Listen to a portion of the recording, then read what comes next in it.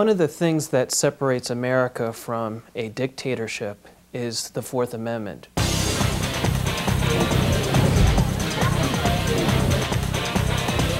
Because in a dictatorship, the police agents are basically able to search anybody's home whenever they want to.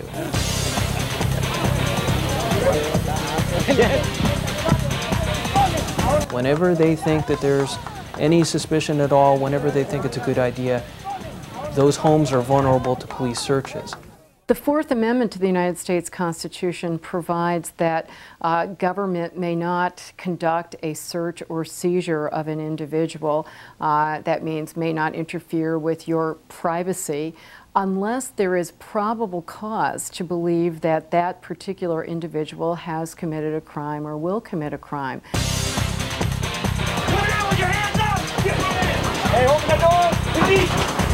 This was a very important guarantee in light of the history of mass searches that were conducted by British officials, where they would just, go into places of business and homes and just conduct these dragnet searches for evidence of a crime. Our framers wisely decided that before government could interfere with your freedom of movement or your privacy, it had to have a particularized justification for doing so. They divided the power between two separate branches of our government because they did not want the police to have the power all in one branch, for the police to decide among themselves when they thought it would be a good idea to raid a home or a business. By separating the power between two separate branches of our government, the founders thought that they were giving the police enough power to investigate crimes and apprehend criminals, but not so much power that it would lead to government harassment of innocent citizens. Stand right there. As a result of an arrest warrant and previous buys that were made here, we've now served a warrant and seize this apartment. What the Fourth Amendment requires is that a search may not be undertaken unless there is probable cause. And probable cause in that context means a good reason to undertake the search. Now, it doesn't necessarily mean that it is more likely than not that evidence of a crime would be found in the search, but it does mean that a fair-minded person in the position of the police officer would have to have a good reason for thinking that there would be that kind of evidence. With respect to arrests, we're talking about the power of government to deprive someone of their liberty, to take someone away from their family, to put handcuffs on them, and to put them in jail. We got a warrant for the house, man.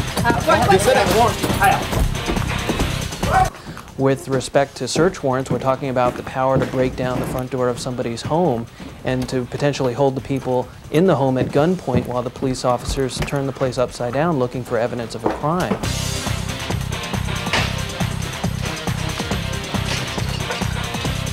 We don't want those powers unleashed on the basis of rumor, gossip, or simply the hunch of the local sheriff. And that's why the founders established probable cause. They established a higher threshold before the police are able to exercise those powers. Although the police are bound by the Fourth Amendment, occasionally they do not follow the law and conduct searches without probable cause or search warrants. To help deter this, courts refuse to allow prosecutors to use such illegally seized evidence in court.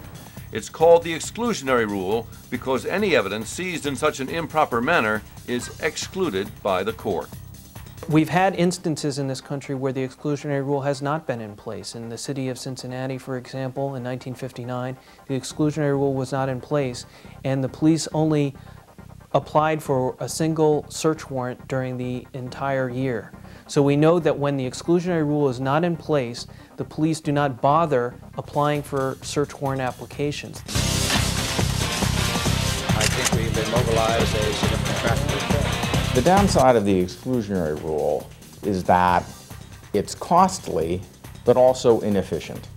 It's costly because it prevents the public and juries from knowing the whole truth. And of course, that is a very important cost that our system pays. The primary purpose of a criminal trial or of any trial is to bring out the truth. And when the system cannot do that, that is a significant disadvantage It's also inefficient. The exclusionary rule is inefficient because it does not punish primarily the officer who did not comply with the Fourth Amendment. So perhaps a better way would be to impose a fine on the officer, but still allow the jury to see the evidence. There will often be disagreement over what makes a search unreasonable, over how to deter some overzealous police without undermining the ability of all police to fight crime. That's understandable. At the heart of the Fourth Amendment and many other protections of the Bill of Rights lies one fundamental question: how best to balance society's need to maintain order against your right, my right, the right of all citizens to personal liberty. I'm Tim O'Brien.